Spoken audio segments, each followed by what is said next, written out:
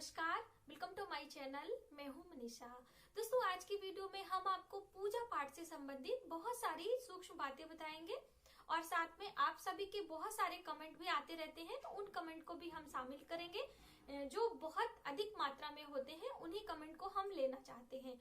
और दोस्तों, आप वीडियो पूरी देखा करें, ध्यान से देखें और यदि आप हमारे चैनल पर पहली बार आए हैं तो चैनल को सब्सक्राइब करें और उसके बाद जो भी वीडियो मैंने अपलोड करी है प्लीज आप उसे सर्च करके पहले चेकआउट कर लिया करें, क्योंकि बहुत सारे कमेंट आपके ऐसे आते हैं कि दीदी आप हमें इस तरह के वीडियो दीजिए, इस तरह के वीडियो। तो उससे पहले आप एक बार प्लीज चेकआउट कर लेंगे तो आपको सुविधा होगी और आप परेशान भी नहीं होंगे।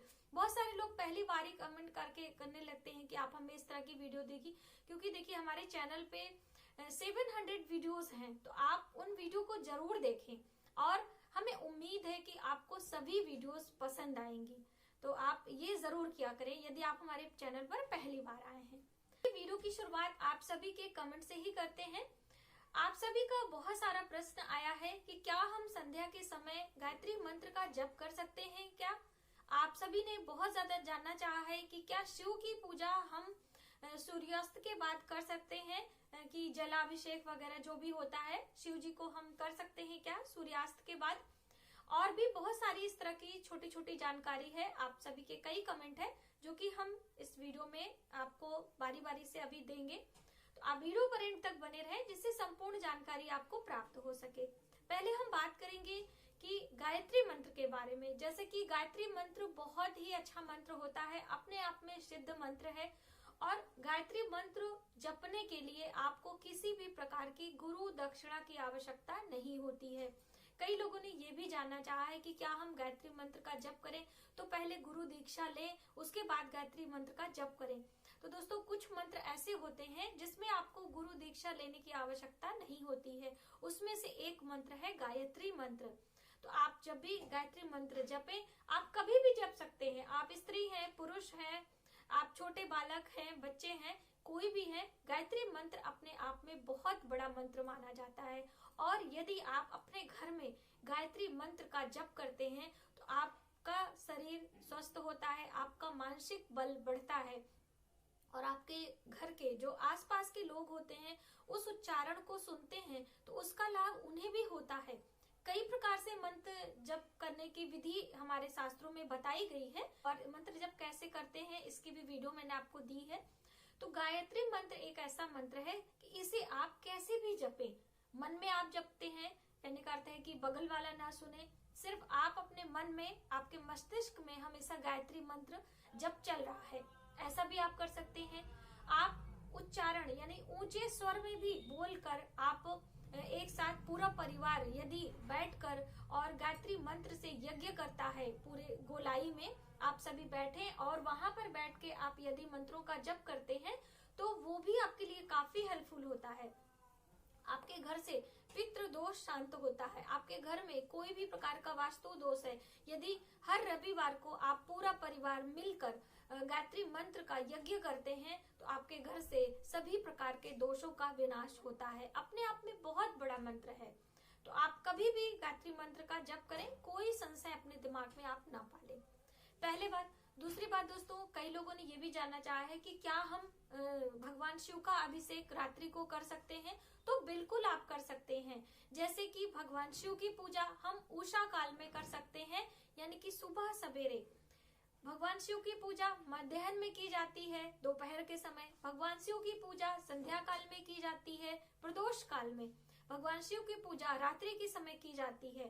तो कभी भी आप शिव की पूजा कर सकते हैं और जलाभिषेक कर सकते हैं, आप आरती कर सकते हैं। भगवान शिव ही एक ऐसे देवता हैं जिनका जो शिवालय होता है उनमें कभी पट बंद नहीं होता है, हमेशा उनका पट खुला रहता है। तो इसलिए आप भगवान शिव की पूजा बिल्कुल श्रद्धा भाव से और बिल्कुल आनंद से आप करें। और कुछ एक चीजों का आपको ध्यान रखना है, अभी ध्यान आ गया तो जरूर आपके साथ हम शेयर करना चाहेंगे।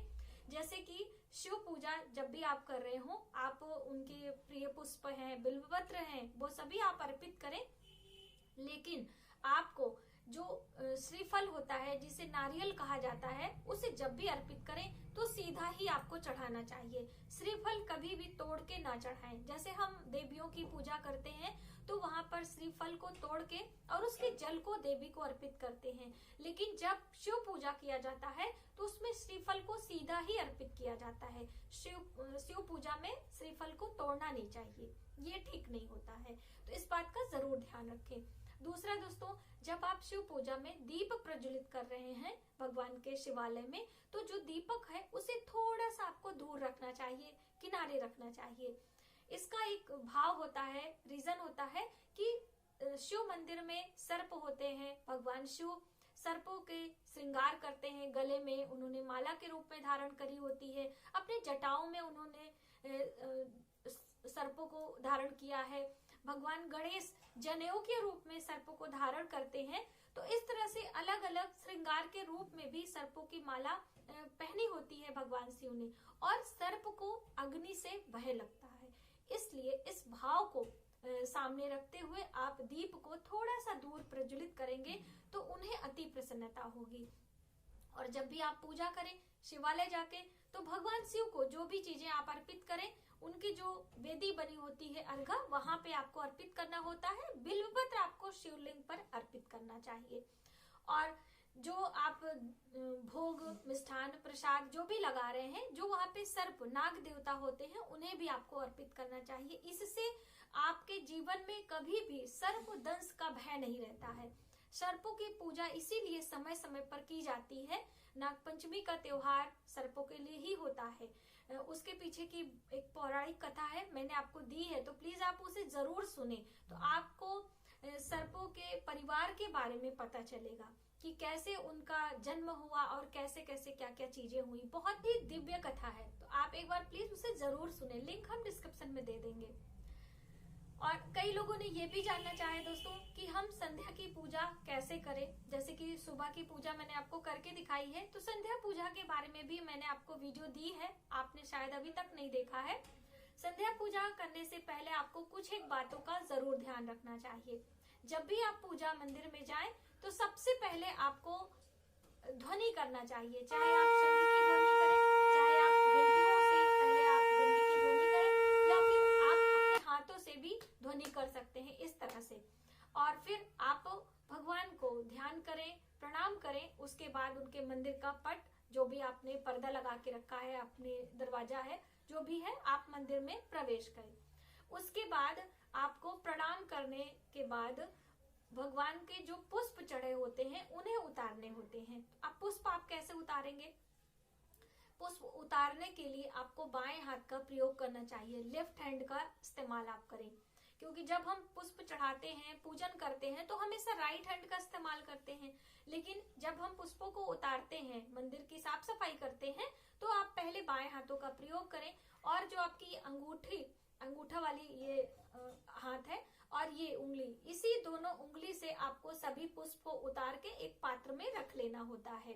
जो भी आपने फूल पत्तियां चढ़ाई हुई हैं, समी पत्र है, बिल्व पत्र है, जो भी है, आप एक साथ एकत्र कर लें। उसके बाद यदि आपके धातु की मूर्तियां हैं, तो चांदी की, सोने की, ये सभी मूर्तियां हैं, तो आप उन्हें स्नान करा लें जल से, गंगा जल से। और जो प्रतिमाएं हैं, अगर आपने कागज की प्रतिमा है फ्रेम वाली, तो आप थोड़ा सा कपड़ा गीला कर लें और उससे जो भी चंदन टीका आपने लगाया है उसे साफ कर दें। चंदन टीका रात्रि में लगा के नहीं रखना होता है। तो आप ये सभी साफ सफाई करें, आसपास के जो भी पुष्प गिरे हैं वहां से आप सभी हटाएं।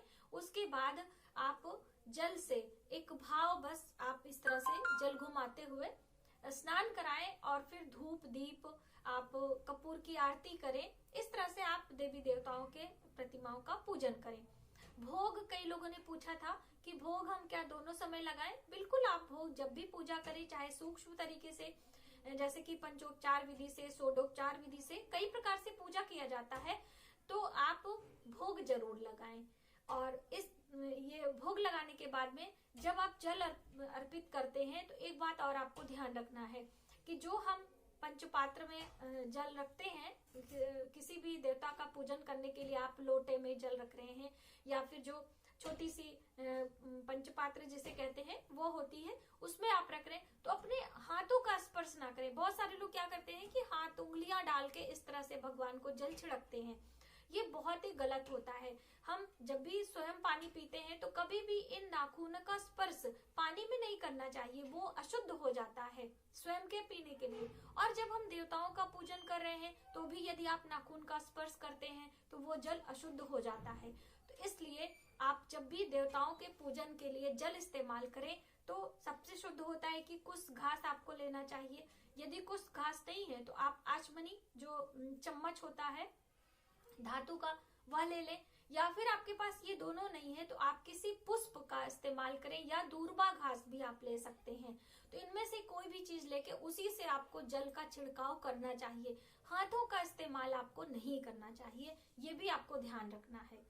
तो जब भी हम पूजा करते हैं तो इस तरह से बहुत सारी छोटी छोटी बातें होती हैं जो कि हमें ध्यान में रखनी पड़ती हैं।